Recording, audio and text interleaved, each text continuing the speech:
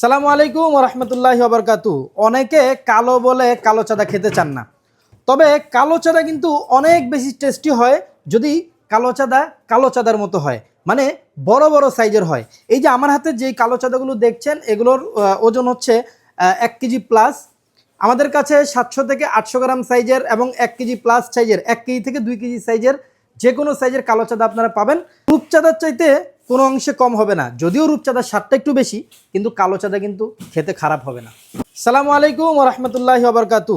অনেকে কালো বলে কালো চাঁদা খেতে চান না, তবে কালো চাঁদা কিন্তু অনেক বেশি টেস্টি হয় যদি কালো চাঁদার মতো হয়, মানে বড় বড় সাইজের হয়। এই যে আমার হাতে যে কালো চাঁদাগুলো দেখছেন, এগুলোর ওজন হচ্ছে 1 কেজি প্লাস।